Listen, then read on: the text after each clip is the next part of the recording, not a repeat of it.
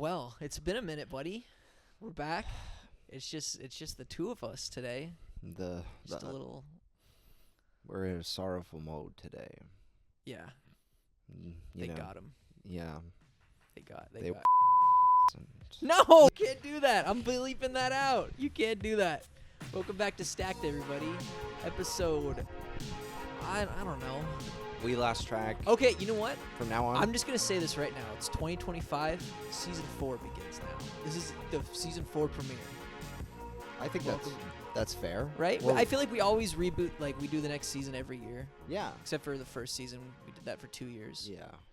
But now there's nothing different. I feel like we always change something per season. But what did we change this time? Subscribers. We got 400 more. Woohoo! We're at 500 subscribers now. Wow. That just out of nowhere. Mind blowing, really. If you ask us. So thank you so much for subscribing. If you're new, and thanks for watching our last 2 videos. They did really well. Mm-hmm. Nice job, Brandon, with your little reaction.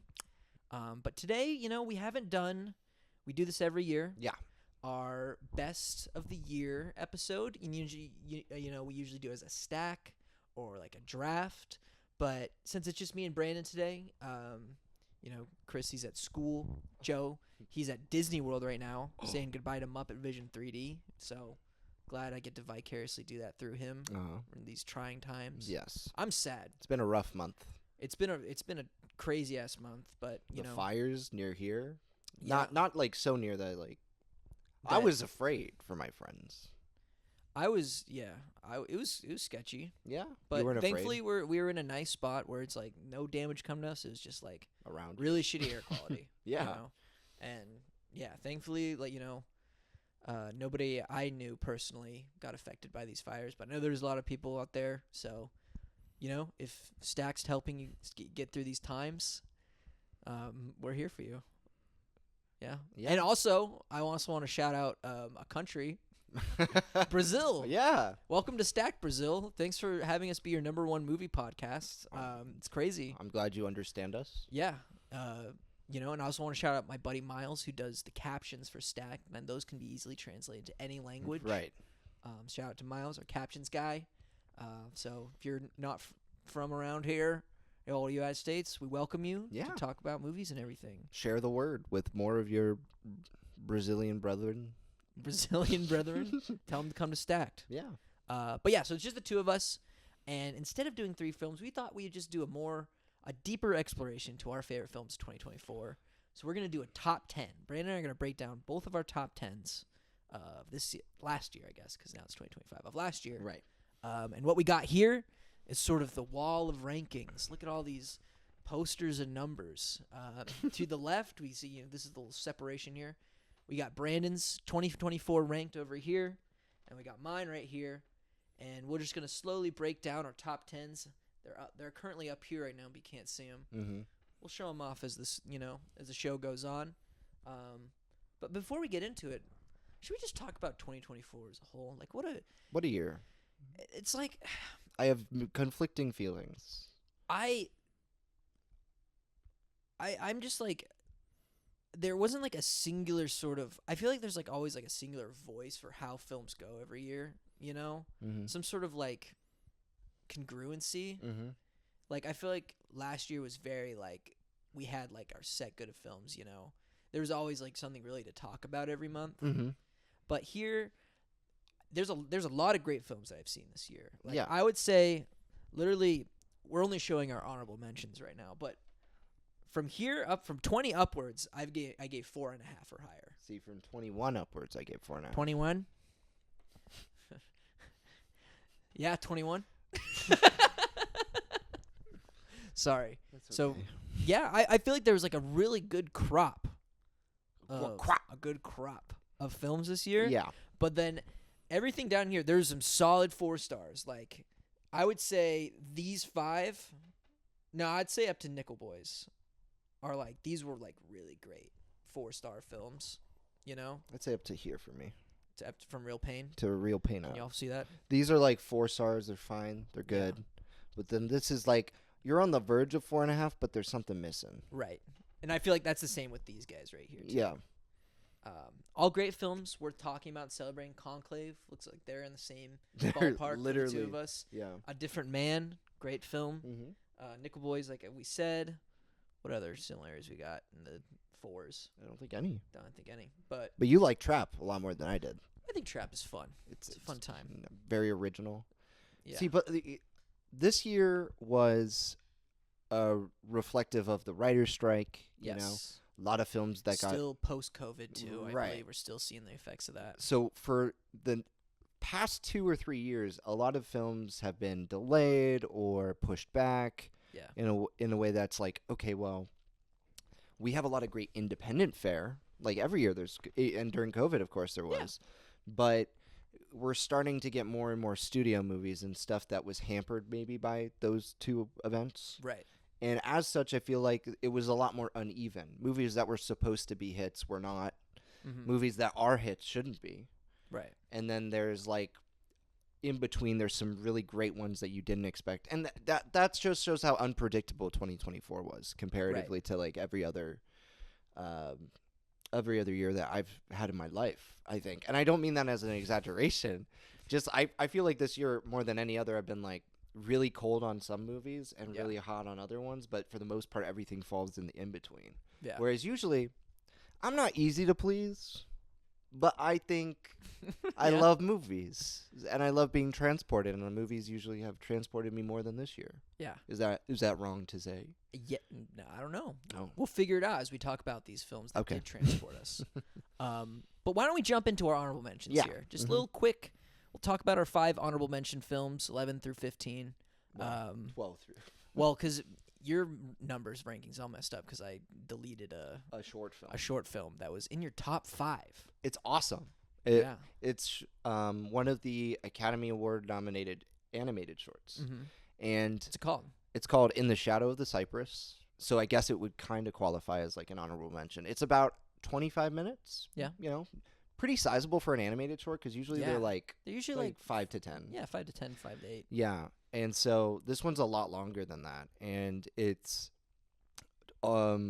just like the animation style to me is like so unique. Like Mhm. you don't see a lot of like films animated like this in a 2D style, but it's like cartoony, but like not too cheap, but it's very minimalistic. Right. But it also uses a lot of different ways of expressing itself through its animation beyond just like, oh, like it's an animated feature. Like, no, we use the fact that it's animation to make you understand what a character is feeling or thinking. Yeah. And I really love that about it. Yeah. Justin. Come on, Justin. Justin, Hurry leave. the fuck Justin, leave. Justin, leave. But I can't wait to see it. I'm gonna see. I make an effort to see at least all the animated short films every year. Yeah. Because that's just, I feel like that's a tradition that I've always done, is to go out to the theater to see those. So I It's can't wait. my favorite short film I've ever seen. Just in general, Yeah. your favorite thing that you've ever seen that's less than 50 minutes. Yes.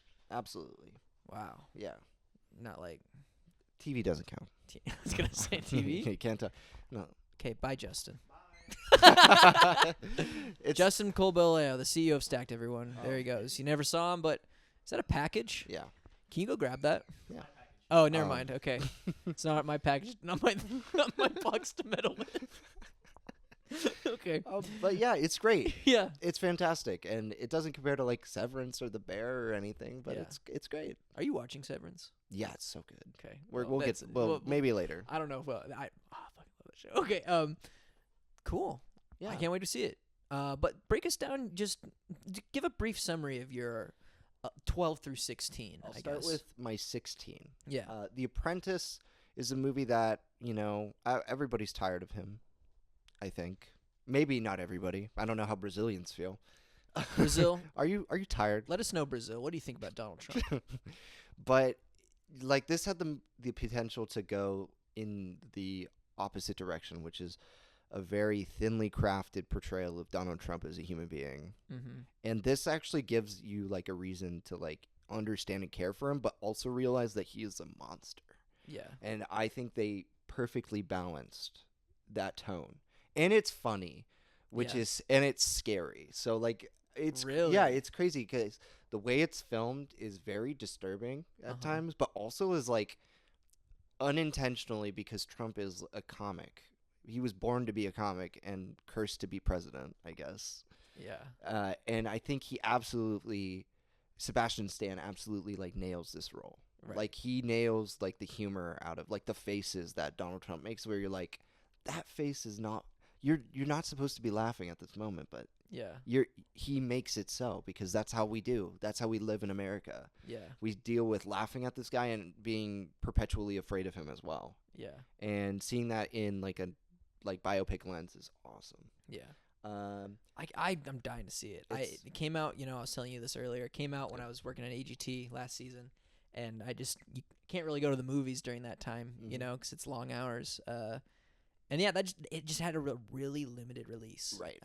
So I missed it, but I'm gonna see it hopefully this week. Mhm. So I can prepare to see what Sebastian Stan is bringing to that Oscar nom. You yeah, know, he's good. I haven't seen any trailers for this film or anything. I don't know how he acts as Donald Trump, and it's really exciting for me because everyone says it's not, it's more than just an impression. I know? just think, and I know we're not going to talk about it, Yeah. but these two roles are some of my favorite lead performances, even if I don't love the movie, right. like this movie as much. Or I like this movie a lot, but like both of those performances are like the highlight male lead performances of Yeah. the year for me. He came out swinging this year. He's different bro. in both movies. He's very well. I mean, I don't know that one, but you can I can assume that he was that Donald Trump is nothing like the His man character. from a different man, the different man from a different man. But yeah, take us to the other ones. AI controversy aside, very Yeah. very polite, very interesting portrayal of 1970s television talk show. Yeah. And like skepticism and stuff. I'm not the biggest fan of like the interstitials that they cut together on widescreen. Oh, I like the more VHS aesthetic horror, Yeah. but it's good. The Wild Robot, I know you're not too big of a fan of it, but I emotionally really connected with this movie and what it was saying, not just about nature, but about coexistence between species. Yeah. And how it's a human movie without including very many humans. And Debatable. well, they're not in it. But I mean, everyone just acts like a witty human character. I and guess. and it just that's what made me not feel like this robot's connected with nature, because I'm like, oh, all these are just like cartoon witty animals. This is the best animated looking movie of the year, in my opinion. I'll agree with that. I think I it will looks. agree. I yeah. will agree with that. I always got to give props to stop motion. Wallace and Gromit looked pretty good, but in terms of it was just something we haven't really seen that much before. It's kind of like Puss in Boots and Spider-Verse ish. But it does feel like its own thing. I feel like the Wild Robot and DreamWorks nowadays is their animation teams are pushing to do different things. Yeah. Like you said, there are definitely. They pull that 2D, 3D style really. They pull that off really well, but Right. they're also trying to mess with things to make each of their movies look different. Because before 2010s, DreamWorks, every DreamWorks movie looks the same. Yeah. All the human characters look the same. They have the same character shape, so it's they could be the same movie. I don't know. Right. Turbo looks exactly like Mr. Peabody and Sherman. You heard it here or first. Boss Baby or something. Yeah. Whereas Wild Robot and Puss Looks in nothing Boots, like yeah, no, fucking Shrek 2. yeah, well that's different. I'm talking about within the recent era. Boss Baby 2. This is a great small movie. I like movies. I've never heard about this movie. It's about a kid who's neurodivergent who loves movies and works at a video store. Oh. And he has this really offbeat relationship. It's not romantic. Yeah. But even if it's one-sided romance. Mm-hmm. But it's about how this guy is going through coming of age trip because he wants to go to the school, but he's not really somebody who plays well with crowds. Uh-huh. He doesn't play well into everything, and it's really interesting, heartfelt. Yeah. Gut punching, actually. The dialogue in it is sharp. It makes you when somebody says something hurtful in that movie, it's wow, that felt real. Because sometimes in movies it's that's there's one line, but in this movie it's there's so many. Whoa. And then Civil War, we've talked about it enough on the channel. We have a Go review, to our episode. but it's Yeah. great. In my opinion. Yeah, he loved it. Good for him. All right, let me through yours. We'll quickly go through mine. Love Lies Bleeding. In the beginning of the year when I reviewed this film, I said I wouldn't be surprised if it stayed in my top 10. It didn't, which goes to show just how many good movies we got this year. So love that film. Very just like, I don't know, it was a nice sort of like gritty and pulpy film that I feel like we haven't really gotten, much of. I'm Still Here. Pass. Oh yeah, we're gonna punt it. All right, we'll punt. I'm Still Here. Anora, are we punting it? No, that's not even up there. It's not. Is it up there? Is it up there? Nope, not up there. No, it's down there. Is it on the board? Loved that film and just everything it says about sex and language. I think it's really cool. And honestly, that also goes into Baby Girl, which was my number 12. Just like this year I felt was like a really good year for talking about Sex and movies? sex and shame. I feel like that the shame of sexuality, everything was played a lot too in films this year. I think there's another one. It's probably queer. Queer kind of plays into that. This plays into it a little bit. The Substance. There's another In one. your What's top another 10? film? Maybe in your top 10. Maybe we'll get to it later. I forget. Oh, Jesus Christ! It's right here. It's Nosferatu. That movie, Which yes, they plays did a lot see. into sex and shame. Yeah. Yes. Now, why don't people believe this? I did see it in 2023. I promise, but I saw it again in theaters, and it was even better. It was good. Yeah. I thought it was very, very well filmed. Very, very deserving of its Oscar nominations. Surprising Oscar nominations. Yeah. So honestly, it got a lot more than I thought it would. It got like 4 or 5. Because horror just always feels so overlooked, But not this year, since we also got The Substance up in Best Picture, and Best Actress too. Yeah. Goddamn.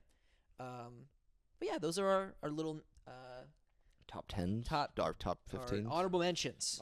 Say. And now we will get to our 10 through 5s. So Brandon, let's go through your 10 through 5 first for the epic reveal. The first film we will be talking about is Hundreds of Beavers. Beaver Nation. Now, why is Hundreds of Beavers your 10th favorite film of the year? Okay, so I really love the art style Yeah. of this movie and this poster. And this came to me on Twitter, like as films normally do. Yeah. Either on Twitter or you're just scrolling through Letterboxd for like the year and you're like, oh, what's coming out, And I saw this and I was like, well, that looks fun. And Right. like Hundreds of Beavers, it looks like a It's a Mad Mad World, like sort of beat. It looks like the Saturday Night poster obviously had come out by then. Yeah. And I was like, this movie looks really good, and I checked it out, and it's hilarious. So fun. And I watched it twice in one day. I had to show Evelyn, and then we went to a live screening of it, and it would just like wrecked the house. It was awesome, and just seeing that movie, it's like so inspirational what you can do with a $10,000 budget, and Right. they have a VFX cut on the Blu-ray, which I've recently watched, and it's amazing And because it's kind of like the Planet of the Apes one you were telling me, right? Yeah, Where it's like you can see it with compared to like without and like a middle one of the process. yeah, and they have like storyboards and stuff like that too. So Yeah. like throughout, you just see the process of filmmaking, and it's so inspirational. Yeah. In addition to the fact that it's a really risky film to make, like a silent comedy with like very little sound design. Yeah. And it's not focusing on dialogue, obviously, because it's silent, but it's like a lot of physical humor.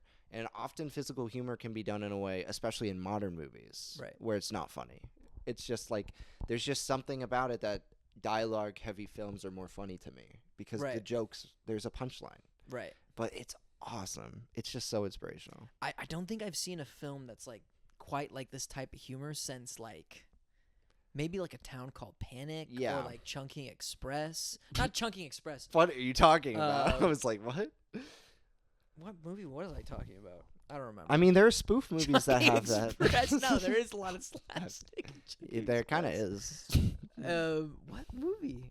That just came That's out of my mouth for embarrassing. no reason. That's embarrassing. Why did I say that? I don't remember. But yeah, Town Called Panic. Yeah. Like I just like very visually focused gag humor, which now I feel like because of this movie and like the discussions that it's gotten with everybody on the internet, it's such an accessible form of comedy, Yeah. And it just makes me happy that people are now like appreciating this, and we also have like a new Looney Tunes movie on the horizon, which Coming I feel out like this month? this month. I'm so excited for it, Mhm. and I just feel like people have missed this type of funny, I have. And I have too. And yeah, when I saw this for the first time in theaters, and it was a packed house. Everyone loved it. I took my parents to see it; they loved it too. And it was really cool to see this type of indie film sort of make the rounds. Where I feel like those really small indie films are always like these crazy dramas. You know what I mean? Like 1001 from last year, where it was like this woman looking after Right. her son or like And nephew. they just travel around throughout the year through word of mouth. Where it's Yeah, like, whoa, this filmmaker didn't have much, but they really made something it's so out of it. sad. It takes place With in the one performances, location. but I'm just like, yeah.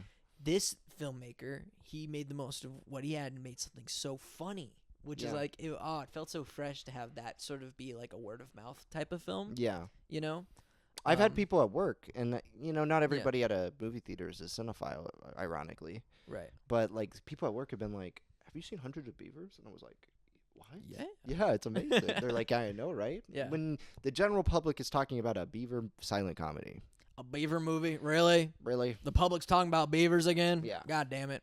that's how you know. But yeah, that great pick. I don't know. It didn't quite make it into my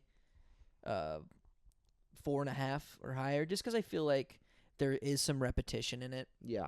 Which The gags are short and gags they're are short repetitive and sometimes. repetitive, but also I just feel like I'm still just glad that it exists. Yeah. So that's why I had to at least keep it higher up. Like I think it is my highest 4-star that I gave this Yeah. year. Yeah, because this is 4.5 and this is 4. Because I was like, it is the strongest 4-star movie I saw because I Mhm. was entertained throughout the entire time. Okay, we'll go into my 10. yeah, let's we'll go. go back and forth. So here's Ooh. my little reveal. Oh, he liked it. I love this movie. A Real Pain. I saw this movie at the AMC Lincoln Square, a very famous. It's like the You Burbank. went to the New York one Yeah, it's like the Burbank 16 of for, New York. Yeah, of New York. It's where all like people see all like the fun artsy movies. I saw it in an IMAX theater. Isn't that crazy? What? It was playing in IMAX. I think it's Um, in flat too, so it's like, It was what are just you getting? projected really yeah, big. yeah. But it was a cool theater. It had, like we were sitting in like balcony seating. What is watch it. this, like a play? It felt like it. You're It like, felt and this does feel like a play. a Bobby It's Flay. very contained. It's just like few characters, and it's just focusing on like these two. They're cousins, right? Yeah, they're cousins. They're cousins in their relationship. I don't know why I forgot that because this movie reminds me of my Milo. relationship with my cousin Milo. Who is Milo and who's Milo you? is 100% Jesse Eisenberg. 100%. So He you're even looks like him too. so you're winning an Oscar this year. Hopefully, we'll see. But just like the way they're so vulnerable with each other, and the pain that they carry, and sort of their guilt of visiting Poland and going through their family history. I just thought like it was a good thing. It was just a good exercise in reflecting upon the pain that you bring to others in your everyday life. I And, just thought it like, was unique yeah. for like a Holocaust movie. Absolutely, because it's like, it's very of course it's respectful towards it, but it's also Kieran Culkin's character is always like When we gotta joking feel around sad stuff. all the time. But that's just like it. We don't really see films where they're like a person's dark sense of humor is how they cope with their pain, And I think they just did it in a really And it's real. fantastic. Yeah, it's a real one, a real pain of that matter. It's, yeah. it's good. My only problem with it was honestly that at times I felt like people were unlikable in that movie, or they wouldn't say those things in real life. Yeah, It is a movie, Right. but it's a very grounded movie, right? yeah, But there are people who do speak like Kieran Culkin to a certain extent, and it can make him a little bit unlikable, and that's not for lack of choice. I think that's the choice of the filmmaker to do that, Right. Because obviously that's how he's coping with pain, like you said. yeah. But well written, sharp. I was hoping there were two films that I was hoping to get into Best Picture that were pushed out by a really bad movie, and a movie that is a very generic version of itself, of the genre. And I was hoping A Real Pain could get in there, maybe, Yeah. even if I liked other films. I was shocked it wasn't in there. Because A Real Pain and another film that we might talk about later Okay. deserve to get in. Yes, So yeah, absolutely. All right, so those are our number 10s. Let's get into your number 9 here with, or guess you're 10. You gotta. Why do you include short films? In your Because ranking? It's they're so they're annoying. movies too. I know, but that's like you get. I'm gonna It's include like comedy comparing. specials It's one like year. comparing a grape to a grapefruit. You know what I mean? I think short films. I just thought of that right now. That was pretty good, right? Because grapes this big. I think short films and like TV movies are films in themselves.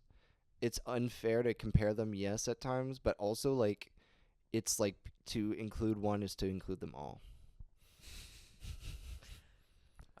And they are at a disadvantage inherently. The language that you're using for this, I don't really want to respond to it or have any rebuttal to it All anyway. right, So I'm gonna let you have it. My next movie is The Last Stop in Yuma County, which is Yeah. a small movie. Super small movie. I saw another small movie, Strange Yeah. for Me, who likes the big budgets. Strange for you with such a tall fellow.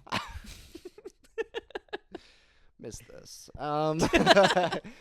I saw this trailer. I heard a song from the trailer in the hallway at my theater when I first started working there, You're like, and I ran in the theater. it was like a music biopic. Like, what is that music? And it's like Play it again. it was like Bob Dylan in the recording studio. And you ran down the hallway. You're like, what? This is gonna change everything. Yeah, exactly. Yeah. And I walked in and I was like, this looks really fun. What is this movie? And I looked at the trailer pack that we had assigned to it, and it was like, oh, The Last Stop in Union County. And I was like, oh, we're going to get this movie? We Yeah. never got it. We never got this movie. And I was like, shit. Well, I really want to watch it, so whenever it comes to rent, I'll rent it. Yeah. And I did, and I was just thoroughly invested in this movie from like minute one because the writing. What is it about? What is this? Wait, you movie? don't even know? I don't even. I just. Okay. It's Jim Cummings, right? Yeah. Well, no, he didn't direct it. Oh, okay. It's he's a just- French director, an Italian director. Oh, buongiorno. Yeah, Cool. and it's set in Arizona. It's my home state, my former home state. I was just there. And and it follows these people in this small area in Yuma County, which is like western Arizona, very deserty, like not much is there. It's barren, and it's set in the 1950s. And a small bank has been robbed in the area. And it's like in the morning, so like the world is still waking up. There's not gas nearby, so they all stop at this gas station, and the gas station has no gas, so they have to wait in this diner. Mm-hmm. And guess who pulls up to the diner but the people who robbed the bank? And of course, they know what car was the one that robbed the bank because everybody's heard it on the radio this morning. So it's like a thriller about how do they get out of this situation? Do they let the cops know? How do they let the cops know? So what happens? I'm not telling you. I just spoiled the whole just movie. Say it right now. Wow. But it's like funny. Yeah. It's a thriller. It does feel like a Jim Cummings movie at times. Yeah. Not just because he's in it, but because like the dialogue and the way he delivers it and the other characters reminds me a lot of his other movies, like Thunder Road. But yeah, it's extremely fun and a rollicking time, and it doesn't go where you expect it to go. I'll just say that. Okay. I love movies that throw you off. Yeah. I mean, everyone up here probably to here I have an issue with. Like for Here Up, it's like these aren't 5-star movies for me, but they're like damn near. they're close, and I Yeah. can't really pinpoint why I feel the way I do, like negatively. Uh-huh. This one, my only flaw is that at times it does feel like the supporting cast is a little weaker, whereas the guy from Barbarian and Jim Cummings are pretty good. Right. They're like they feel like they belong in the movie and that they're professional actors. The others feel like amateurs, not in a bad way, just in a way that kind of harms it just a slight bit for me. Right. Like the believability. Well, I'll have to check it out. That But sounds fun. it's like, very fun. It's like a contained film too, right? Yeah, it hardly Location. ventures out of that diner. It does, but it's not Right. as much as you think. That's cool. Mhm. Well, all right. Let's go to my number 9. This one was like one of the first films that I saw this year. People argue that it was a 2023 film, but I did the research. It never premiered widely or in a limited release in the U.S. until 2024. So I'm counting it as a 2024 film. See, that's how I feel Fuck your about. festivals. That's how I okay? feel about Better Man. Yeah. I think it's a 2025 release, but you have it as a 2024 release. But there was a way I could have seen Better Man in 2024. There was not a way. Like there was a reasonable way for me to see it in 2024, but I didn't. So that's why I'm not including it as a 2025 film. it would be on here though, right? Let's see. There you are. 24. Right by Spacemen and Mean Girls. That chimp can fucking fuck shit up, can he? crazy film. He fought Anyway. like a million of himself. That was wild. That really happened? It's scary. I didn't know they cloned Robbie Williams and they had him fight himself in like a You- bloodbath at a festival. You didn't look up the live footage? No. The live footage. They scrubbed all the live footage. They didn't want people to know about this. Jeez, where am I? Yeah. Okay. Top 10. Yep. There you go. Okay, so I'm talking about The Taste of Things. French film starring Juliette Binoche. And it is also a very contained film. Just takes place in this this rich, he's a famous chef. He's a chef, but she cooks for him and she's a better chef than him. She's his personal chef. He's in love with her. He wants to marry her.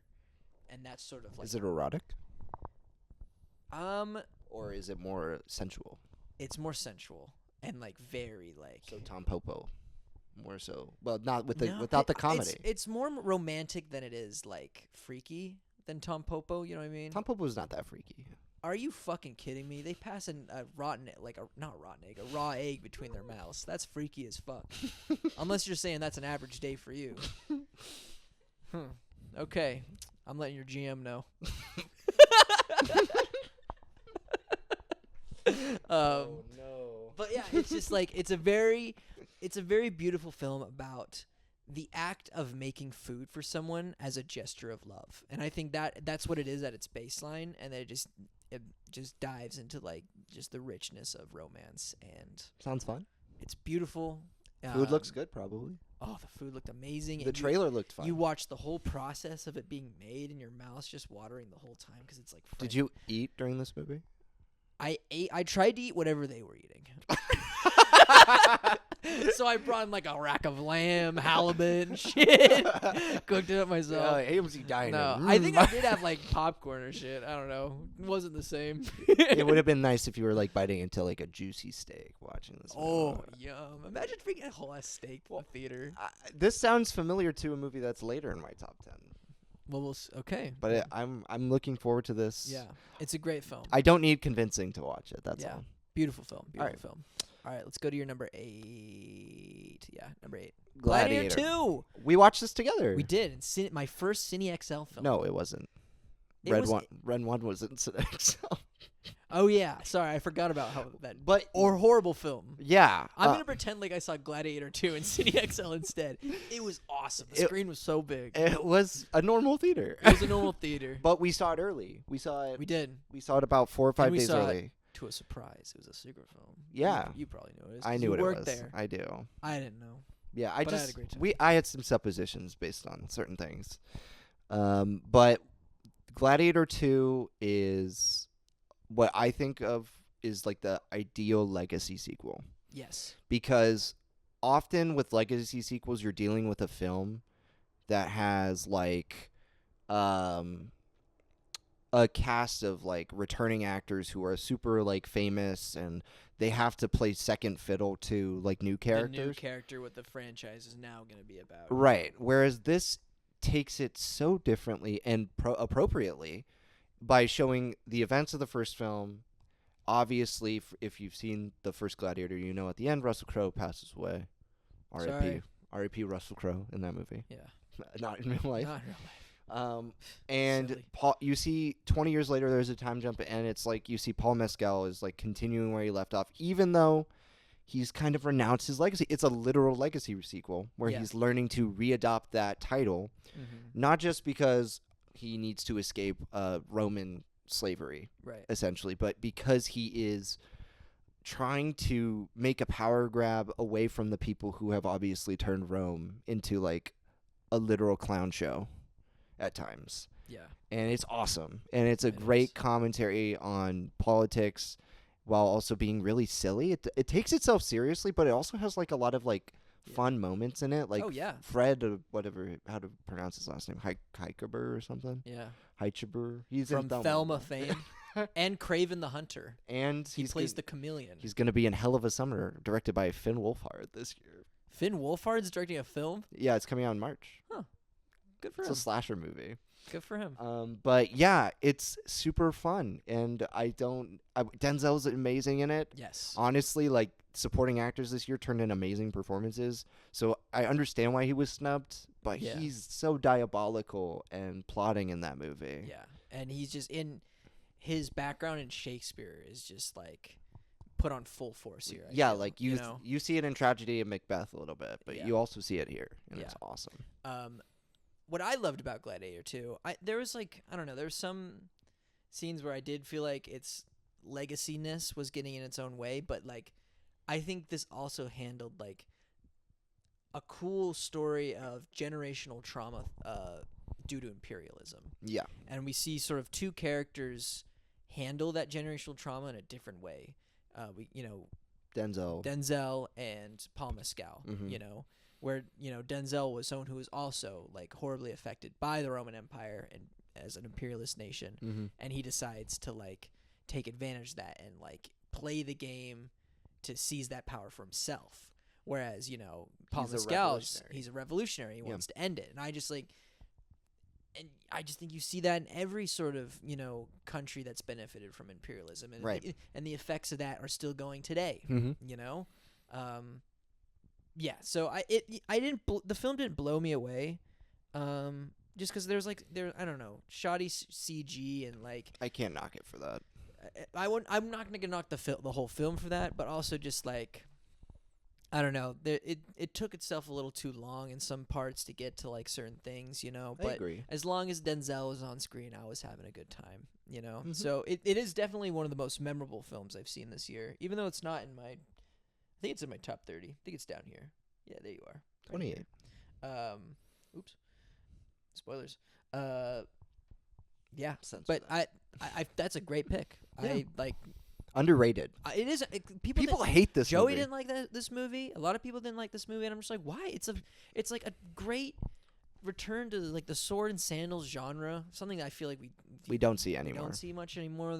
It's always a People fun hate time. this movie. And also they hate Denzel in this movie. What? They're like, he's too silly, or like, what is he doing? Like, I'm like, he's having fun Yeah, but with the that's material. like it is kind of campy because that's like what's like that's how sword and sandal movies have always been. And They're that's sort how of the like Roman Empire was. Yeah. It was so like you show, and there's like the traits of leaders like that are so exaggerated and Right. were back then based on like historical like documentation. Yeah. Like people like acted super femme or masculine based on like whatever like they fit into.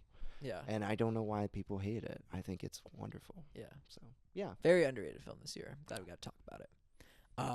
Okay, my number 8, Saturday Night. What? No. Did you not like Saturday Night? It's okay. I loved it. It's all right. It hit very close to me. It did. Brandon, the Sketch energy. comedian. No, I'm not a over sketch here. comedian. It's the energy of working a live broadcast, like I don't think has ever been better captured than this. Do you think if you didn't work for America's Got Talent, you would have liked it as much? Doesn't matter. That's my life, and that's how I appreciate art. It's all about human experience and what we extrapolate from things. So I can't answer that. Maybe I don't know, but I just I loved sort of. I just loved also how it takes the energy of like of what the 70s were like in this time of television and how all these young, creatives were sort of trying to make stuff to be like to stand up to this sort of traditionalist television. they're the TikTok influencers of yesterday. Yeah. And I think this was such a surprise to me because I honestly wasn't really looking forward to this movie. I'm You not don't the like biggest Raymond. I'm not the biggest Jason Reitman fan. Yeah. Like I didn't like his Ghostbusters movie and Well. like I did. okay, well I'm talking about me. And what else did he make? Have you seen Up and Away? No. That one's good. He didn't do Juno. He did. Did he do Juno? Yeah, he did He did. Juno. And Juno's He, okay. he also did. What was that one? Adventureland? Is that him? No. No. He did the George Clooney movie. Up in the Air. Yeah, that one. He did. He did 2 of those, right? There's sequels? No. Oh. No. He That'd did be that crazy. movie. He made the same movie twice actually. That's Like, crazy. But I'm not a fan of his work either, to be Yeah. honest. Like, he's like fine, vanilla director, very much. What's his name? He did Free Guy, Sean Levy. Sean Levy. Yeah, Very he does, Sean he Levy does COVID. feel like, I don't know, because he's a kind of a nepo baby, you know. Mm-hmm. And I was just like Vanilla comedies vanilla with maybe like a little bit comedies. of like raunch Yeah. sprinkled. And also, I was like, the cast was like, there was like some actors who I was really looking forward to, but it was mostly like this genre of actor that I was kind of just being annoyed with at the time. But after seeing this movie, I'm like, okay, this is why these guys are the next generation. You Dylan know? O'Brien, Gabriel LaBelle. Dylan O'Brien and the dude who plays Chevy Chase. Oh, I plays don't the- even know who I these forgot, actors but are. he plays the Riddler in Gotham. Oh wow. That was him. Oh. And I didn't realize that until after the movie. But I think that dude played like the douchebag that is Chevy Chase really well. The guy who plays John Belushi, He's really good. good. Everyone's saying he should be Wolverine. I'm like, yeah, dude, this guy's he's built like Wolverine. Mhm. You know, he has that girl, and he's a fantastic actor Mm-hmm. to sort of convey that sort of Gruffness. and like craziness that John Belushi was. You know, and then of course.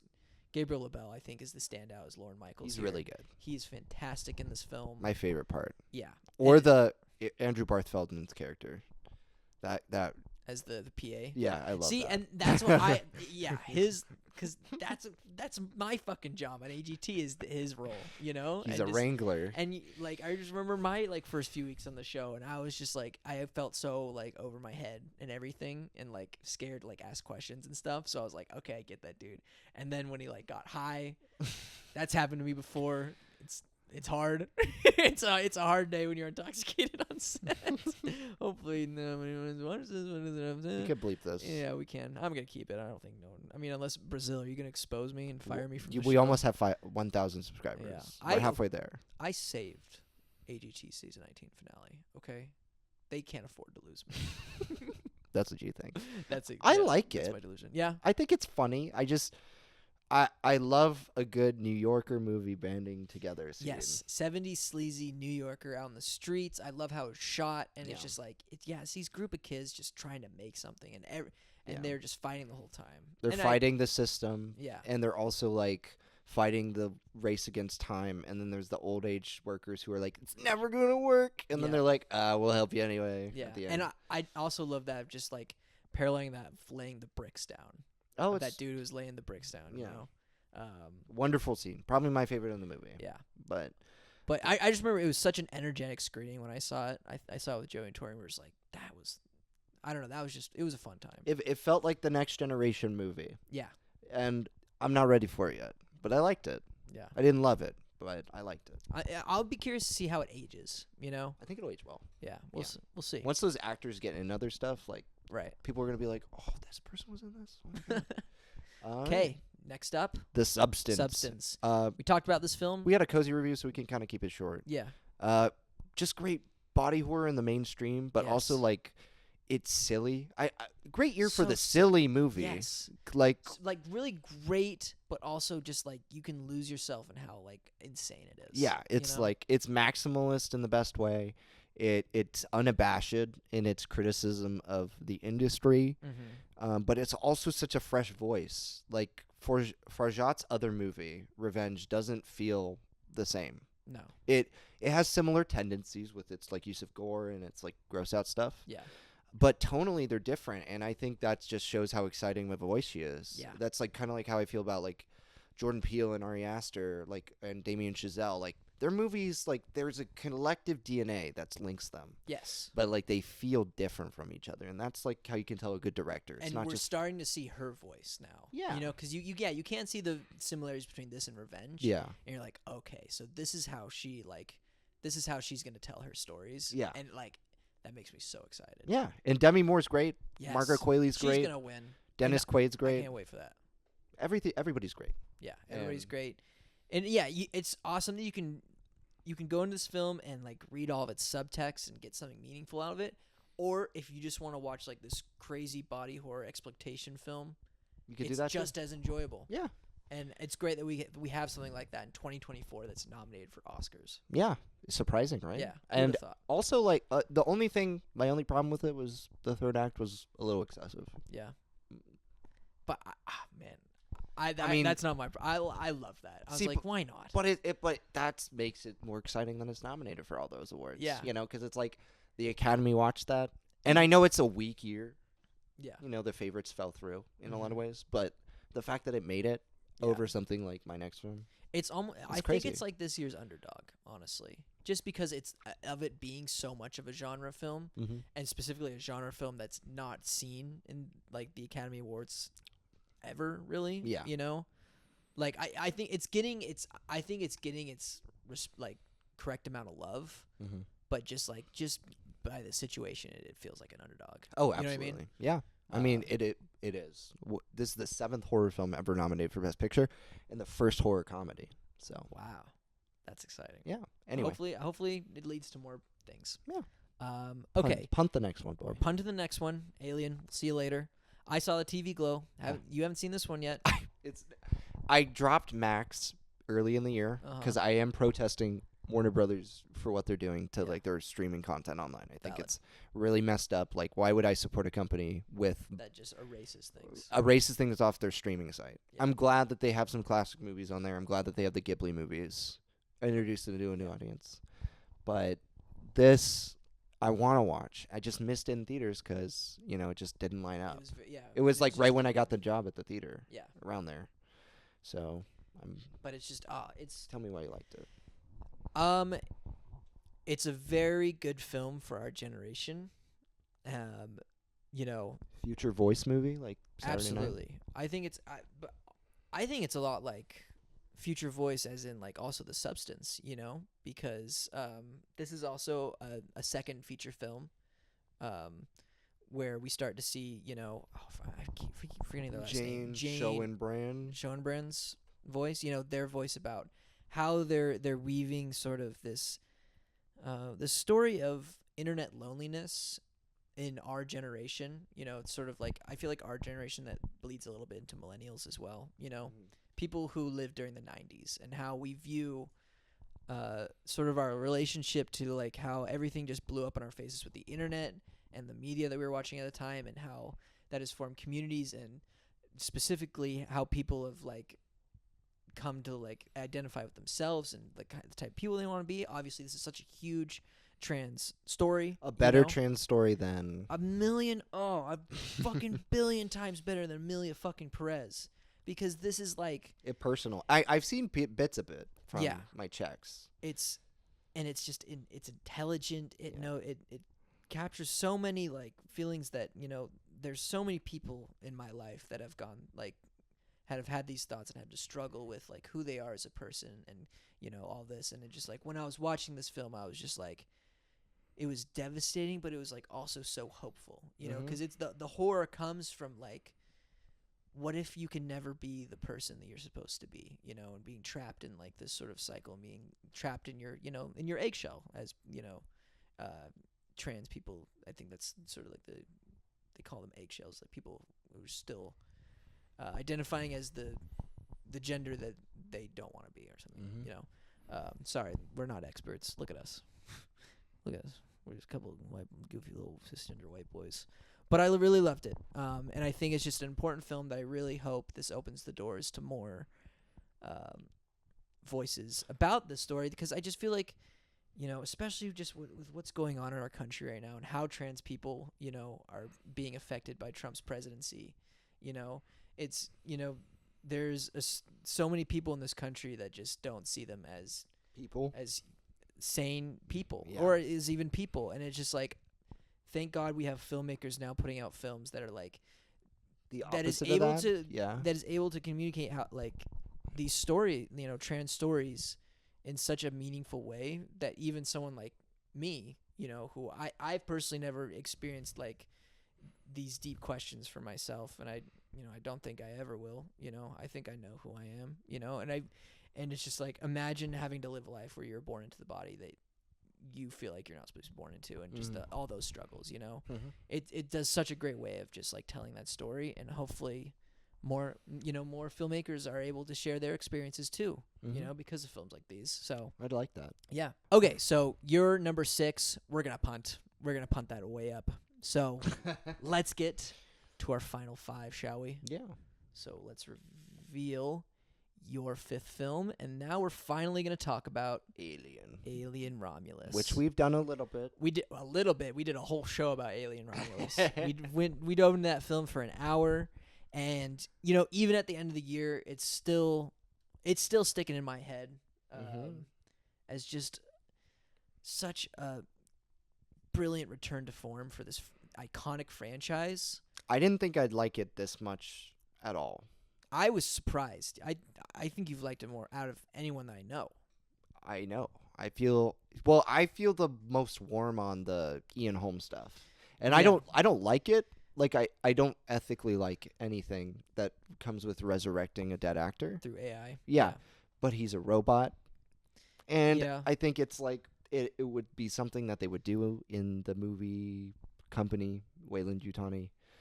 True, cuz So- it's almost like It's a corruption thing. I would be more warm on it if Ian Holm was alive, but I get the idea because it's kind of like what they did with Rachel in Blade Runner 2049. Exactly. Because that was tasteful. and it was tasteful because it's intentionally uncanny and gross. Yeah. Because you're just as freaked out as Deckard is. Yeah, and yeah. disgusted. Mm-hmm. So that worked, and I feel like that's what they were going for. It's just like, but this person's dead. It doesn't feel And he's right. in it a lot. He is in it a lot, but also like his presence, it pisses me off. It doesn't take away everything else that I just adore about Romulus. Mhm.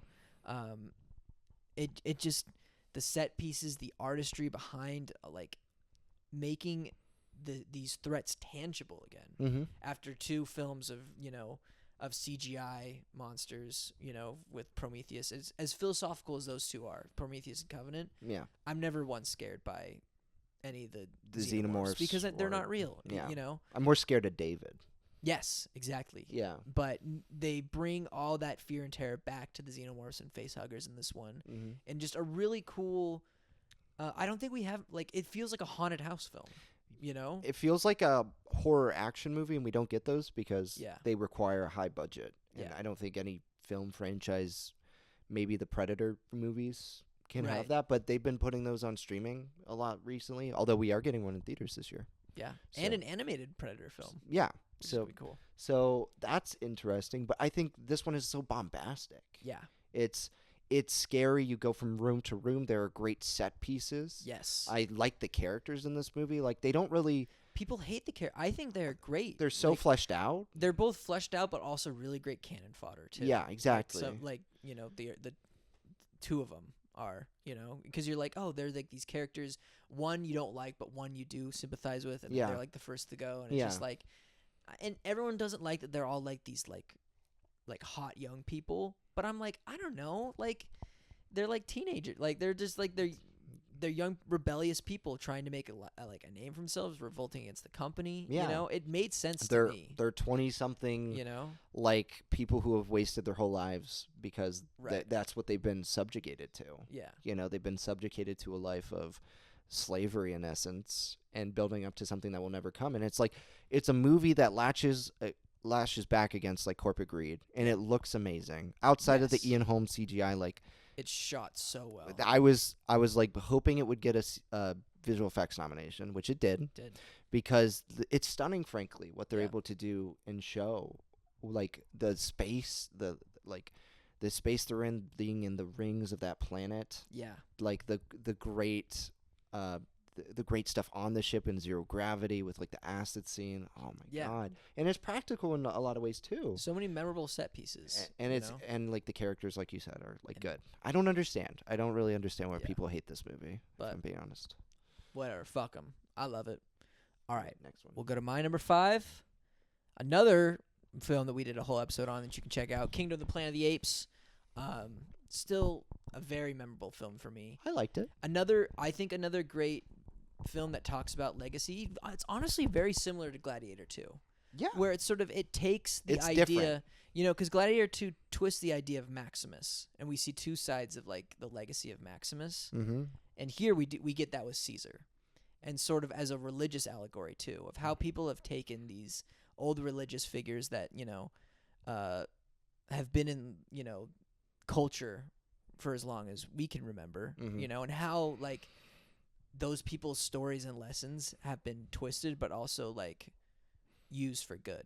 Yeah. And I think doing that with the legacy of Caesar and those amazing, prequel trilogy films was really cool. And that really makes it for me. I love seeing this world building of this in between period of, War for the Planet of the Apes, and eventually I assume how it's going to end up like in the 68 film, Mm-hmm.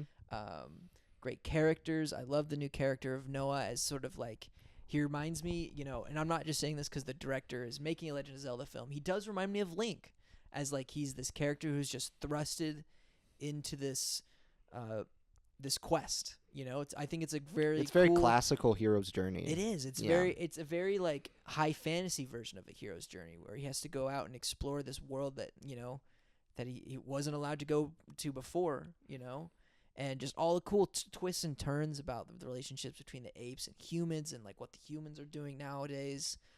I love it. I think it was such a good,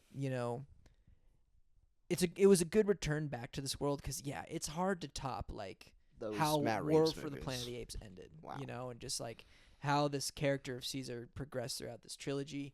And I think this was a solid way of establishing this is how the world is now, and I can't wait to see where it goes next. I like it a lot.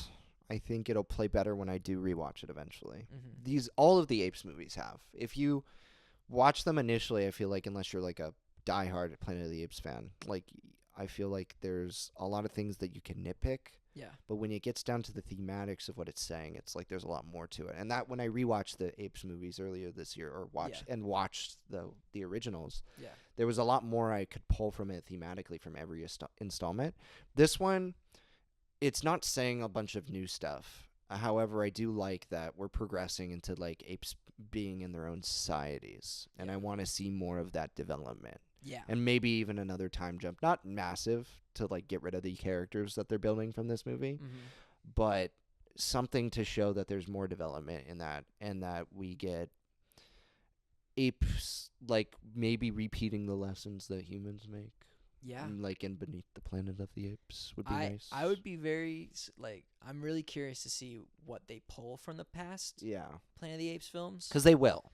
Yeah, so I'm like, are they gonna pull stuff from Beneath? Because that would be fucking crazy. That would be awesome. And honestly, I could see it happening, and it could work. And I'm also just I'm looking forward to like, are we gonna finally see this be like a real planet of the apes? And like you were saying, as opposed to L.A. of the apes. Because I think that's what I think that's what they were setting us up for. Is like we're gonna see these characters probably go across the country, and maybe we'll see what other ape societies, because we've never seen that in a Planet of the Apes film. It's always just been this one singular society, Yeah.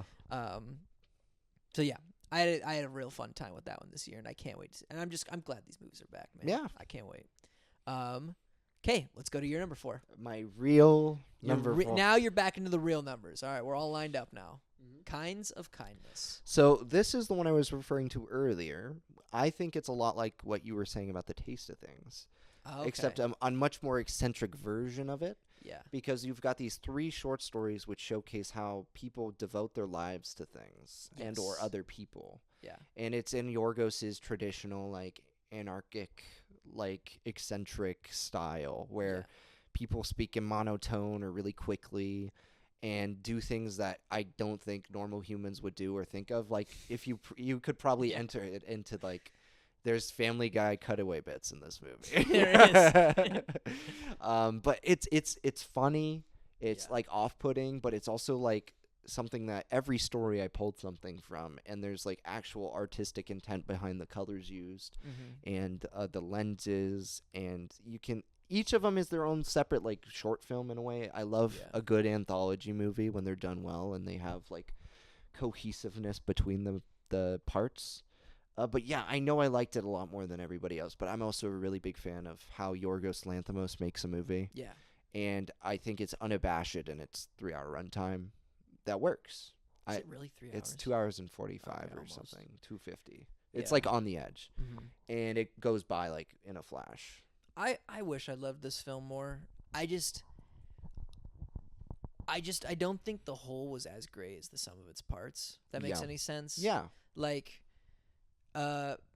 I thought the last story was a lot stronger than the first two. Really? I Yeah. think the last story is the weakest one. Really? Yeah, and I mean, there's a lot to pull from it with Emma Stone's character, but I think it's the weakest one. I kind of wish that was like a whole thing of itself, just diving into this cult and I loved it. I don't like cult movies, so. I love how it talks about devotion through there, because it, where we see this woman where she's like, she thinks this is all she has, where it's like, no, she has a family, That's and the it's most normal Willem Dafoe is in any movie. like, yeah, I but feel still, he's kind of freaky Yeah. as this cult leader. But yeah, I don't know. It was just like, I kept getting to the end of each of these short like anthology pieces, and I was like, okay, on to the next one, but whenever, and there's great moments throughout them, Yeah. you know, like especially when in the second one where he's like asking for like finally like the finger and stuff like Yeah. that. You're just like, oh, this is where this is going. This Give is me your crazy. leg. Yeah. Give me your finger. And it's just like that. It's strong, but I just don't feel like it fits into the rest of it. I It's don't just know. a very violent movie in a way. It's Yeah. visceral violent. It's not violent necessarily in its content. right. There's some violent stuff, but Right. it's not like violent how I would describe Alien Romulus or Bad Boys 2 as violent, Yeah. Or Bad Boys. It's a very. For I life, think it's for like a ride or die. socially violent film. Yeah, You know? and I like that. It's very abrasive, and I understand why a lot of people didn't vibe with it as much as I did. Mm-hmm.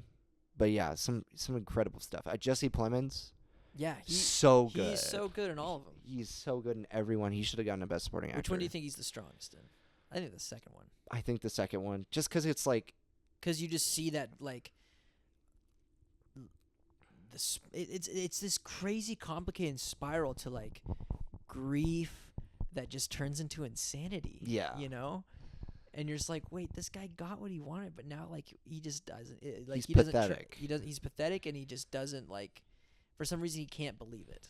I think You he's know? just wonderful in those first two. In the third one, he's barely in it. So Yeah, that's true. but it's very memorable in my opinion. And you It is. seem to remember a lot of it, even though it came out like 6 months ago and you watched it once. Yeah, So but I didn't like.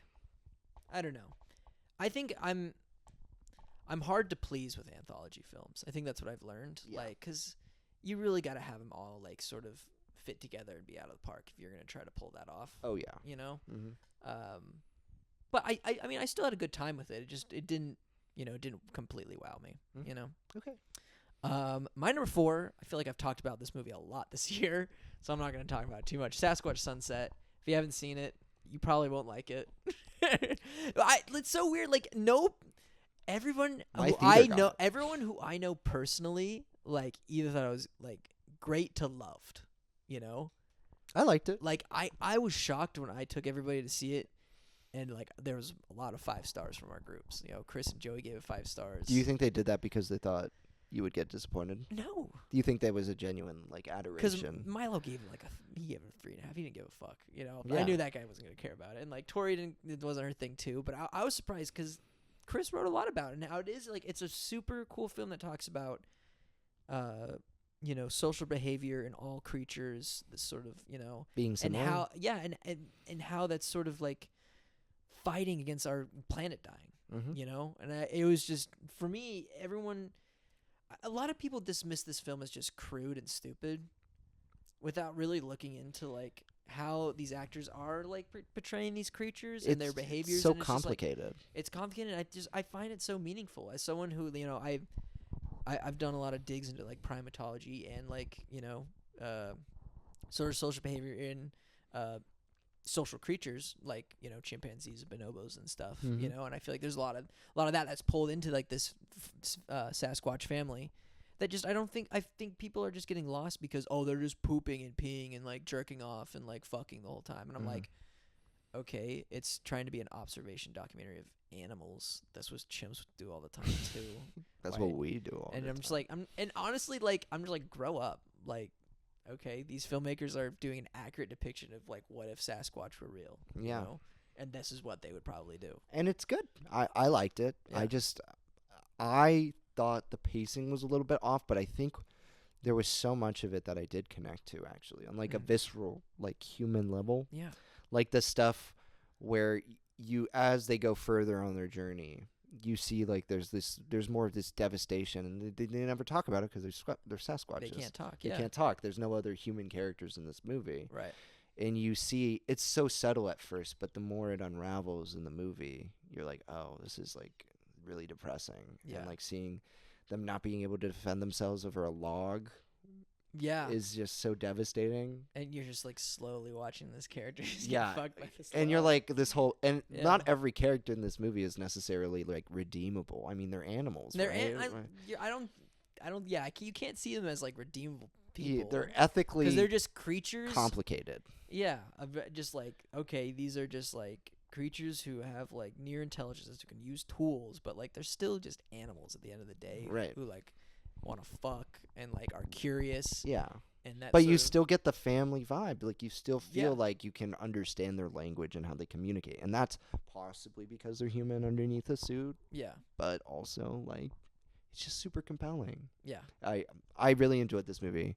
Yeah. So, it was one of the most memorable. It was literally one of the I saw it at Sundance, one of the first films I saw this year. Yeah. And it stayed in my top 5 all throughout. We so love that's that. how much I love it. we love it. Okay, number 3. Let's talk about our takes on I'm Still Here. Hey Brazil, this is for you. Brazil, hope you're listening. You can tune in now. I'll leave time codes for everyone in the time. We This is see when the you tune in. peaking at that point. Yeah. Then we'll know. Then we'll know where it's from. But yeah, those guys in the comments, they're cooking. They're on something with I'm Still Here. This is a fantastic film. I watched a movie in my Latinx cinema class when I was in college called The Official Story, which is an Argentinian. I did too. Yeah, We were in that class. I was yeah, in we that were in that class.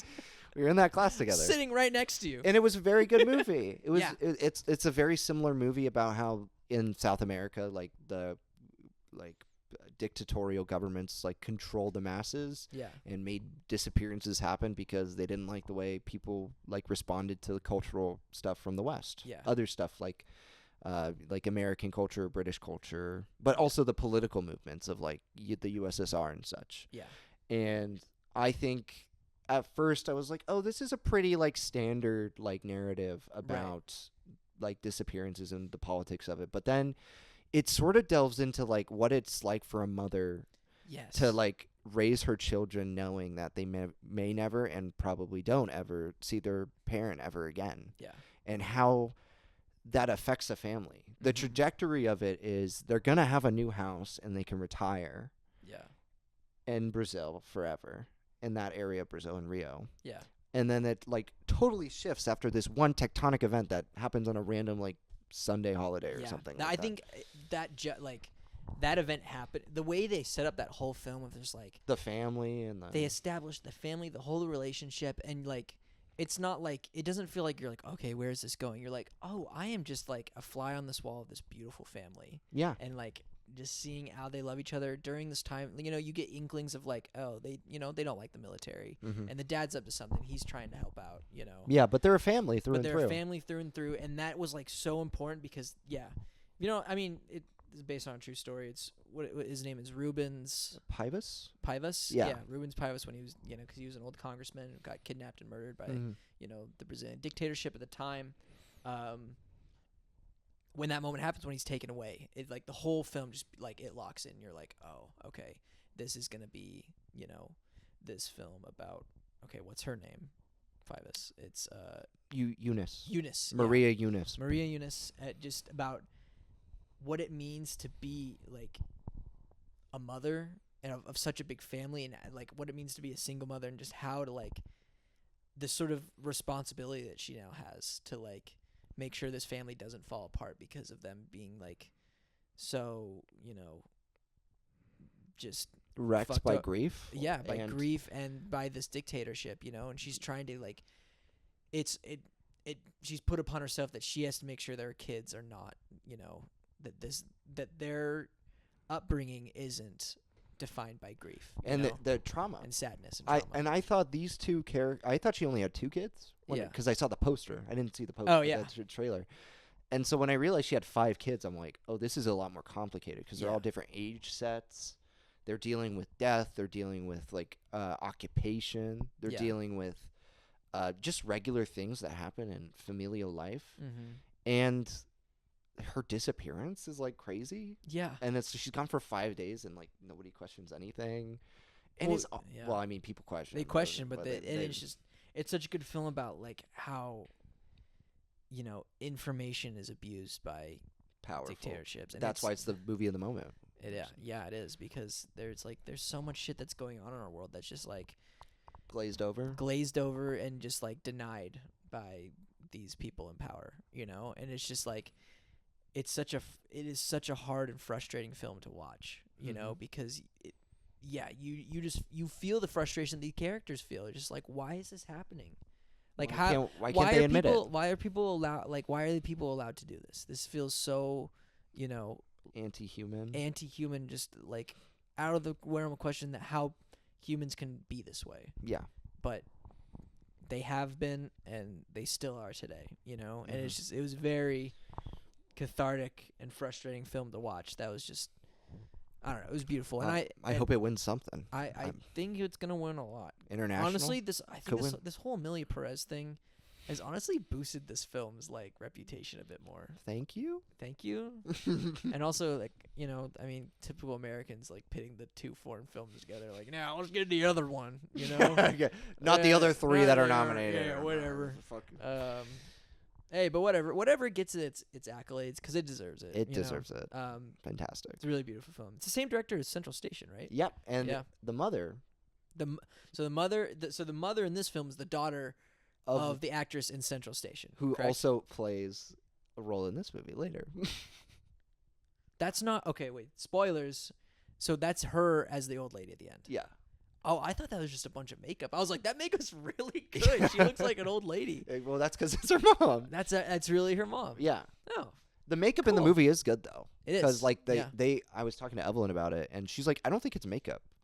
I think they just casted really well for those kids. They But did. And Whatever. once they showed the photo at the end, I'm like, whoa. There was the daughter on the right in that photo. Yeah. They like, Because she it's looks not the same exactly- actress. It's yeah. not the same actress. Right. But she looks exactly like herself in that photo. And when they aged her up in Yeah. 2014, she looked just like herself as a And kid. you're I was like, whoa. You nailed it. That's crazy. And she's like, "Oh, American films don't do that." And I was like, "You're probably right." Yeah, Like, because I don't think the kid ever looks like the adult. in in It Chapter most of 2, there was like one kid who looked like him, and then he killed himself right away. Yeah. So, So, thanks, Hollywood. But yeah, really Anyway. good film. all right. Okay, number we're 3. back to Challengers from the Punt. Why is that on there? Okay, there we go. We've talked a lot about this film too. We got a whole episode about it. It's just so good. It's energy. It's just The direction, I didn't think the direction would hold up because I knew mhm. this year was going to be packed for contenders, but like I said, those contenders fell And through. Okay, also And I told you. I know we got to okay, well, let's take a moment here. I got very worked up cuz you were so right. Clip it. And I was so wrong. Clip it. No, you just go back and watch her videos on your own time. Okay, I ain't doing He's shit. embarrassed. I'm not embarrassed. I'm big enough of a person to say I was wrong. But it's shitty that I was wrong, and I should have been right. I should have been right. But you agree that I should have been right. No, I do. I think score, screenplay, lead actress, director for sure. Picture even. Yeah. Like those, it should have been a shoe-in for those 4 things. But it or just 5 things or it's whatever just it was. nowhere to be seen. It was at the Golden Globes, so it, people It won the score at Golden Globe. yeah, people remember it. People remember. It's like people still talk about this film. You know? It's too trashy, even though it's not trashy at all. I I just think that's the reputation it has. I think it was too melodramatic. Yeah. Too Italian. It was too Italian melodramatic for people. Yeah. Um, We like it here. We got but 3 we copies. love it. It's my one of 3 5-star films that I gave. No, one of 4. I gave out 4 5 stars this year, and Challengers is my second one. I didn't give it 5. Yeah. And I think my only reason for that is I don't like the way it's edited. Oh yeah. I think that's where I think I can agree with some people is like You don't like those crossfades? And I don't like the no. I mean like the way it's structured Oh, as a okay. film. Like it bouncing needs back and forth between times. Yeah, because it's like bouncing back and forth between like 4 or 5 different time periods. Yeah. And like it does so like randomly, so and they don't do a good enough job with the makeup with some of the characters Uh-huh. to like to make me go, okay, what period is this? And like if I'm watching the movie, I can get it, Yeah. but it's not like instantaneous, so it kind of takes me out. Right. But like the editing of like the tennis scenes and like interactions between them is great. It's just those like the time, the linear chronological edits that bother me. It's still in your top 10 though, so still love it. I do. Okay, let's get to our final two here. Our top two. Let's Well, start with three, your number really. 2. What? 3 different movies. Oh yeah. Uh, Oh yeah, that's true. Our significant top 2, but it's 3 films. Sing Sing. Yes. Another late addition to and this. another one that I missed too. I think this came out the same time as The Apprentice.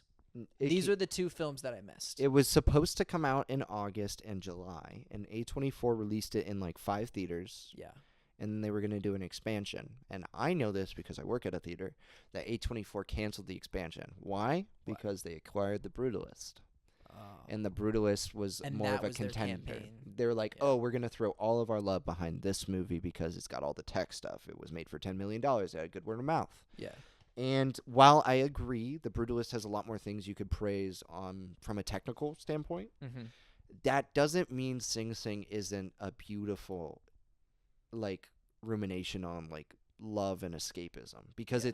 to me, it's not as much of a prison movie as it is marketed to be. So it's about some prisoners who want to put on a play. Is Yeah. that- okay. Yeah, so it's about a theater company within a prison that consistently every year does 1 or 2 plays to like liven up the prison population. And there are some like mainstays in there. Like Holman Domingo has been in this business for a while. Yeah. Like cuz he's been in prison for 20 years and he founded RTA, which is this organization for Yeah. these prisoners to like These prisoners. prisoners These to prisoners find who go to prison, who frequent prison. they don't frequent there, they live. I mean, that's pretty frequent.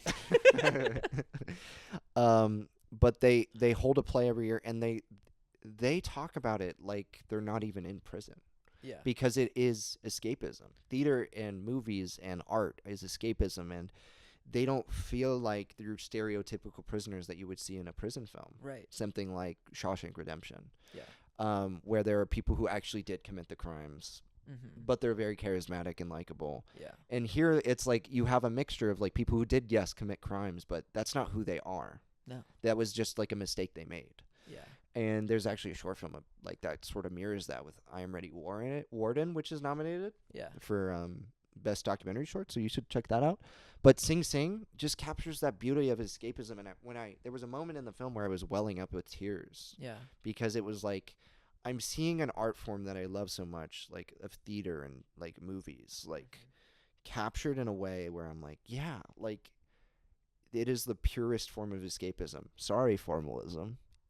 Whoa, okay. Film formalism. I mean, of course it's not. And puppetry. I don't think it's the purest form of escapism. But I just think film formalism is a good way of creating spectacle. yeah, but it's about that artistic integrity and how Yeah. like it really is like what drives people, and you don't even realize you're watching a film with people in prison and that are real prisoners because they're great. They're all great actors in this. Remember that podcast that we listened to that was produced from a prison in our podcasting class? Oh Did you listen to yeah, that? yeah, we did. That's what this film's kind of reminding me of just like that podcast was so powerful to me. I stopped listening just because I don't know. It's sad. It's not sad. It's actually like a hopeful Uplifting. podcast. It was just like I'm upset that was made into homework for me. You know, Couldn't find it in your spare time. I couldn't find it in my spare time. But when I listened to it for homework, I still enjoyed it. It just like this was like a homework thing to do was listen to it. So I kind of stopped after we took the class. But of just like like prisoners are still people, obviously. And it's cool to show a part, you know, because I feel like prison stories they're pretty. I They're feel like straightforward. the prisons, yeah, they're straightforward. They can be, you know, it's always about someone who's in there who wants to get out. I mean, yeah. Yeah, Who wants to be there? Let's see, who's a prisoner who's wanted? Probably Bernie Madoff wants to be there. Doesn't he want to go to prison and a jerk? No. There's someone who wants to go to prison. out Well, there. Jailbird Joey from Back to the Future. Yeah, Jailbird Joey. What about him? Is he in this movie? No, he's not. But here's the thing, like it's just such a fantastic like human story. And like Yeah. yes, it does have like a prison plot like where they're like, yeah, I want to get out of here, and like I feel Obviously, yeah. dehumanized, and like I don't justly belong here. Yeah. But it's captured in a way that's so unique and fresh with whatever Yeah. play other stuff is going on here. Yeah. That I'm just stunned that it wasn't even considered for any awards. Well, I mean it was, Yeah. just not the one Yeah. that matters the most. Yeah, it's so important to tell stories that humanize prisoners, especially because most of the prisoners are people who have just been like fucked over by the justice system, and everyone, of course, they're like murderers and like people who are absolute monsters in prison, but like they're still just people who have made mistakes. Yeah. Most prisoners are people who just down on their luck made mistakes. Mm-hmm. And I think it's so important to humanize them because to point out just the entire fallacy of the U.S. prison system and how fucking like horrifying and disgusting it is. How it's basically slavery. Mm-hmm. And just to see how these people are able to still be human beings while in this desolate situation. Absolutely. This completely dehumanizing situation that is being in prison. Mm-hmm. Let's talk about your favorite film of the year, because it's my second favorite film of the year now. Dune Part 2. I liked the first Dune a lot. Me too. I liked it. I don't see it as like the masterpiece. Yeah, this is a masterpiece. This is a movie that was and is, and I don't use this term because I think it's cliche for film reviewers or anybody to use the term instant classic, but it really does feel like a foundational moment, and there's a reason why it stuck around. Now, it didn't get as many accolades as you'd think. Yeah. Probably because it was a March release right when the Oscars happened, like last year's Oscars. Yeah. But it's just this stunning movie and achievement and direction and all of that, and I think why people ignored it is because A, they rewarded part 1 for like all of the same things. Yeah. And B, I just think people were like fed up with the idea of like, oh, we have to reward this movie just because it's a part 2, and but it's not just because of that. It's like it's Shakespearean, it's tragic, it follows through and all this stuff. It's so grand. Yeah. I haven't felt a fantasy science fiction film be this grand since like Ever. Lord of the Rings films, yeah, probably. But I didn't see those in theaters until right. we were adults, Yeah, I don't think there hasn't been a film like of the moment that like dropped and we're like, whoa, this changes everything. Because like Endgame is like it's its own thing. It's its own thing. Like I don't think a comic film will ever be like that. Yeah. Because I feel like maybe like Richard Donner's Superman was kind of like that, and I feel like there's no way you could have really topped that. Of course, there's like insanely good superhero films that changed. Like fucking Logan. Dark Knight, Logan. The first Avengers changed a lot, even though it hasn't aged the best. Yeah. When that came out, that was a game changer. And Endgame, of course. But I don't think there's ever gonna be a film in that genre that's gonna be like instant like cinematic classic. Because they at the end of the day they still adapt like comic book storytelling. Where this is like, no, this is grand. This is like an emotional. Epic. This feels like an epic. Feels like a David Lean movie.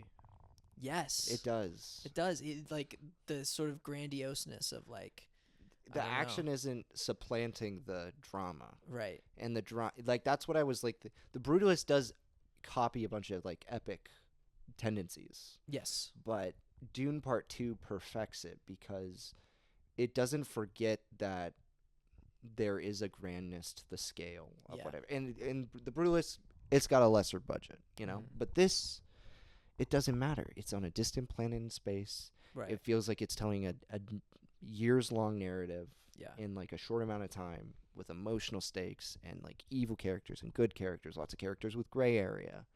And there's so much to say, and it looks amazing. It's just like there's nothing wrong with it. Yeah, it's one of those movies where I'm not saying it's a perfect movie because I only have 3 of those in my life ever.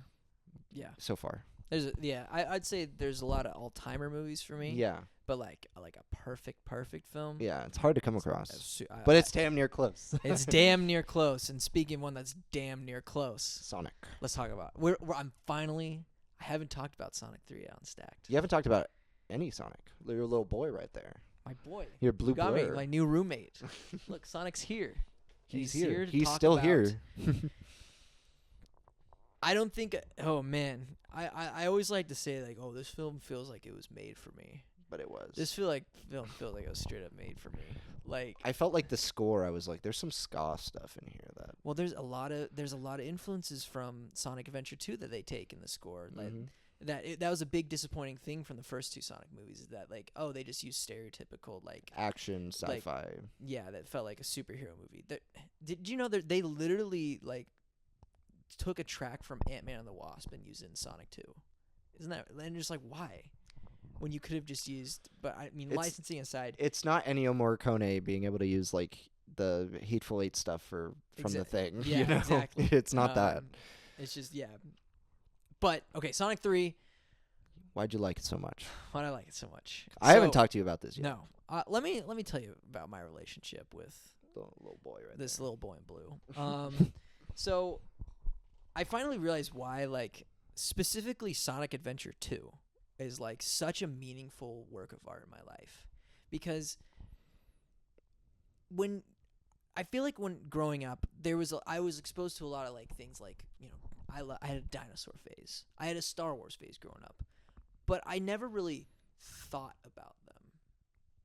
Like, I never thought about like about them. I was just like, dinosaurs are cool. Look at these. I want the toys. You know, Star Wars, space battles. I love Jar Jar. He's funny. You know, I want all the toys of that and just like play in those worlds. But when I was in kindergarten and I got my first game console, the Nintendo GameCube, I got Sonic Adventure 2, Battle with it, Sonic Adventure DX, Sonic Mega Collection, and Sonic Heroes. Those are my first 4 video games, and Mario Kart Double Dash. But I'm only talking about Sonic right now. And I played all those games equally when I first got it, but the reason why Sonic Adventure 2 sort of stood out is because like its story and its characters is never like there's a reason why like Shadow's like he's the most popular character next to Sonic, you know? Absolutely. You know, and I would honestly say he's sometimes more. I think he's a better character. I think he was a character. He was the first Sonic character that was really was depth. created for a narrative. Yeah. I feel like Sonic Adventure 2 was like Sonic Adventure did have a story mode. You know, there was a narrative, and all the games before that, of course, they were like the Genesis games with a very linear story of just like cutscenes in between levels with no dialogue. You know, so you're getting some sort of semblance of a narrative, but it's like you don't really know who these characters are outside of their animations when you control them. You know, but in Sonic Adventure 2, you finally have this really gripping story of like. You finally get to play as Eggman and get to see his side of the story, you know, and you get this introduction to this character of Shadow, and like his origin of like why is this like they need to make, you know, he was created as a shadow of Sonic, so how do you create this character who's a shadow of this guy who represents freedom, happiness, and joy, and just like not of uncaring, you know. They create this character who's like, okay, what happens if a character like this is stricken with the biggest level of grief and can't handle it? You know, we have like this crazy hedgehog who now just is like this embodiment of pain and, you know, in misery. And it's just like how they adapted in Sonic 3 is like I think it's better than the games. Wow. In terms of like, well, I mean, in terms of it's a low Shadow's bar. story, how they're able to like parallel that with Sonic, because now, you know, writing and creating arcs for video game characters is hard across multiple franchises, Right. because you gotta always expect that like they're the same person every game. Like Mario's never gonna change personality. He's So, gonna be gritty in the next. It's been so cool to see, you know, Sonic actually grow as a character in these 3 films. And I feel like he did do that in Sonic Adventure 2 as well, which is why it was such an insane game, you know, because now Sonic, he's faced with, like, he's always had a rival character, like Knuckles, Metal Sonic. But now we see this character is like an emotional reflection of himself. Yeah. You I mean, know? they share the same dark tendency. Yeah. Like, and they both experience a feeling of grief Yeah. in this movie. Well, one greater than the other, I think. But yes, but one gets to go through that grief and grapple it better because he does have love around him, and he gets to understand that love is more powerful than the pain you feel of losing someone. Right. Whereas Shadow, he's had this whole life of, you know, betrayal and grief and revenge, you know, and he has to learn, that uh that even when some things end, that the love you have for him can still carry on, and that sequence when they're on the moon is my favorite scene in any film this year. Yeah. It's a Because great scene. I think that just perfectly encapsulated the relationship between these two characters, and encapsulate and adapts the feeling that I felt when I first played, Sonic Adventure 2. Mm-hmm. And I always saw Shadow as like this really bad guy, and then it does the same thing where he's this bad guy up until the very end, and it's Amy who's actually the one who convinces him to be a hero, because she sort of reminds him of Maria, and she sort of wishes the same thing that he's really to be selfless and make sure everyone's happy, and he sort of realizes that through Amy's character. And I just remember as a kid I was like, wow, it's so cool that this guy that I always thought was like this really like intense hard ass is now like having this change of heart, which makes the finale of that game so emotional. Mhm. Even as I play it to this game, I'm like, to this day I still get overwhelmed with emotion. And I just think, it's not, I don't think there could ever be a perfect one-to-one adaptation of Sonic Adventure 2, just because it's still built for it to be a video game. Mhm. But I think to make it a narrative film, they did as damn close to a perfect job as they could. Mhm. But what did you think of Sonic 3? You liked it. I liked you really it. liked it, and you don't know anything about Sonic. I don't know anything about Sonic. I've liked all of the Sonic movies to varying degrees. The first one's the weakest. The second one I really liked. I was shocked by. Yeah. This one, I have opposite problems that I had with Sonic 2 that I had with Sonic 3. So Sonic 2 I thought was a funny story, or no, a funny movie with like a decent story, Mm-hmm. like one or two good moments, but I didn't love the story. And this one I loved the story, but I didn't think it was nearly as funny. Not saying it, Really? I do think they used Jim Carrey the right amount in this movie, I think even it's the best he's been. because I really enjoy him playing off of himself, because Yeah. he's the only other person that could do that. Like, I'm so glad they didn't just cast another actor, like a Yeah. lookalike or whatever, just to do that. I think Sonic's story is really nice. I think what they do with the human characters in this movie is really, I think that's like the backbone of these Sonic movies. Yeah. Is like, and for these live action adaptations, like, you make fun of them, and you could probably see with the first one, if they never fixed Sonic and maybe didn't do reshoots on Yeah. it, that it could have turned out like Smurfs 2011. I think if they didn't make those changes, this film would have just tanked, and then They never would have they made wouldn't it. have made another attempt. Exactly. But because they did that generic setup with Yeah. Tom's character and what's his wife's name? Maddie. Tom and Maddie. Because they did that setup with both of them, it makes like all of the emotional stakes higher. Yeah. And I do care about their characters because they're enjoyable side characters. They're not deep. Like, Mhm. there's nothing deep about it, but it's a kids movie. Right. And it's adapting a video game that has more to say about other characters. They're not the Right. protagonists, right? Exactly. But to play that off of their relationship with this character and have that found family storyline, which I love. Right. It makes it beautiful. Mm-hmm. And I enjoyed it a lot. I don't think it's like high art. No, and I don't expect this one was just like, this was a film that was made that was like, okay, it was made just to be a really great film for families and fans of the series, But I just think the thing that it was adapted from means so much to me, and the way they're actually able to extrapolate these feelings I had with this game into a cinematic narrative, just like it blew me away. Well, I think You it, know? and I think it at least has started to extend that audience, because yes, Sonic's big because he's in every theme park as like a plushie that you can win at a game thing, Yeah, and the games are cheaper because they're not Mario. I see more kids wearing Sonic merch than Mario merch. Exactly. And I think it's just because I think Sonic is licensed out a bit, more like not frequently, not and as not strictly or tightly. Nintendo's they're very precious about Mario. Yeah. I feel like, in licensing out to other people, but they're like, yeah, we'll put Sonic shirts in Target, Walmart, whatever. Like, there's still some Mario shirts there, but they've made like hundreds more of Sonic toys, Mhm. and like backpacks and stuff. So I always see kids with Sonic stuff because I think he is a more visually appealing character to kids. I mean, that's why he was created. Yeah. They're like, how do we like make a game that can compete with Mario. We need to make this character that looks 10 times cooler than Mario It's faster. and that just feels faster. Like Sonic, his conception, he is a creator. He's a character that's just supposed to be punk.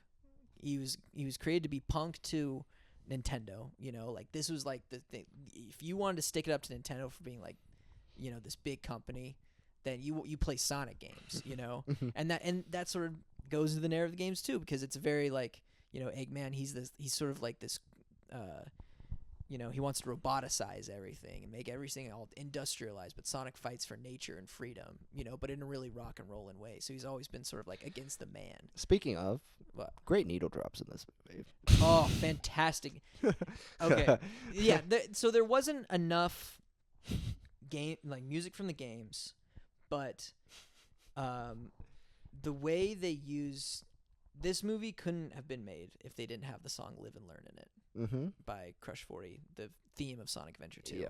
It is the theme of Sonic Adventure 2 and has been, I think, sort of titled as like the theme of the Sonic games, just because everybody loves that song so much. Like when Sonic was revealed for Smash Brothers, they didn't play the classic Sonic the Hedgehog theme. They played Live and Learn to introduce him, you know?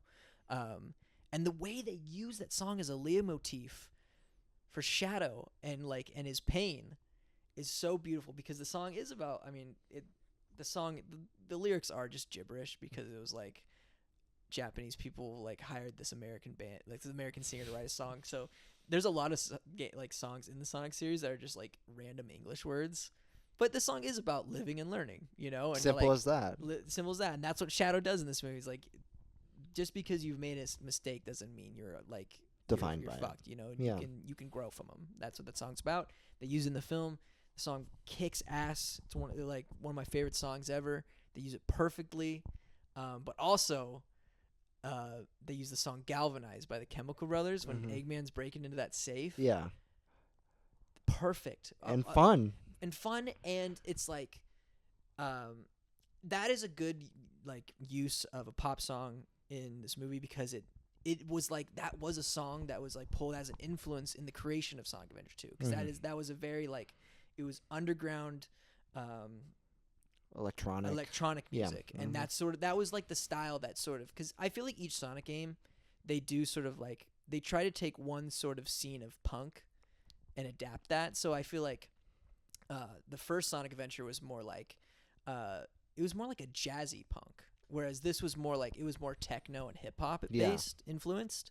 So using that song and using Firestarter as well, like just all these great like Y2K songs that just like they felt like they could be in Sonic Adventure 2. And it was perfect. I think it's a really good movie. I'm glad that this is like a new franchise it feels like it's made by fans and for fans, but it's not always fan servicey. Like, it doesn't forget that it needs to do the job of telling a story. Exactly. A compelling story. And it's also like, without being silly. Again, silly movie. It's a silly, it's a Jim Carrey movie. Of course it's silly, but like it also feels so fresh to watch like this a franchise adapt the lore that like isn't necessarily, that hasn't really been explored and told in this way, because it's just, it's just told through platforming, these stories.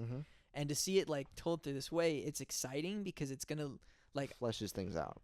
Like, I have an idea of where Sonic 4 is going to go. I think they're going to adapt the game Sonic CD, and it's going to involve, like, going to probably another planet and time travel, because you see the end credits. Metal Sonic. He makes, like, a Terminator entrance. I think Metal Sonic's coming from the future. And we'll see if Amy comes from the future, too. But you're like, okay, I know where I can figure out the background, but like, what are these characters' arcs going to be now in response to this? Like, how is Sonic going to grow in the next movie? And that's what I'm more curious to see. Or like, what's Knuckles and Tails going to do? Who have also just been like, I think that Knuckles and Tails have never been better. I think Knuckles, Tails, and Shadow are better in this movie than they are in the games. And I don't know if that's a hot take, like their sort of depictions. Because now, I mean, this might not be hot. Like, they feel like actual people. Yeah. I don't know. We've been going about Sonic 3 for too long. Sorry. It's really good, though. I'm very passionate. I'm very, love very to passionate about Sonic. I love to hear it. I could go on about this for hours and just ramble. But let's wrap it up. Yeah. We've been here for a while. This is a supersized edition of Supersized. Stack. We missed you. We missed you. We wanted to guys. give you a little Yeah. kiss, a little And gift. we haven't seen each other for a while too, so that's why we Yeah. went on, because we got to catch up. We got to get Talk about movies. on screen. So yeah, these are our 10 favorite films of the year. Let us know what your favorite films of 2024 were in the comments. You know, I love how active everyone's been in the comments lately in their last 2 videos. Mm-hmm. Let's keep it up. Let's have a little conversation. Tell us what your favorite films were. Did you like Thelma? Did you like Thelma? Brazil? Did Thelma come to Brazil? That'd be crazy. If Did it Robot Dreams come to Brazil? Robot Dreams? See, that's a controversial one. Everyone's like, it's a 2023 film. No, 2024. No. But yeah, that'll do us for this episode of Stacked. Stay tuned. Next episode, we're probably going to talk about our most anticipated movies of the year. I think we'll have a bit more cast members on. Joey's Hopefully. going to be back. I don't know if Chris will be back now because he'll still have school, but We'll see what happens. we'll see what happens. We'll try to get him back on. But yeah, that'll do us for this episode of Stacked, everybody. Like, comment, subscribe. Thanks for subscribing. As we said, we're at 500 now. It's exciting. 500. We'll see what happens next episode. 500 big booms. Boom! Boom! Boom! Boom!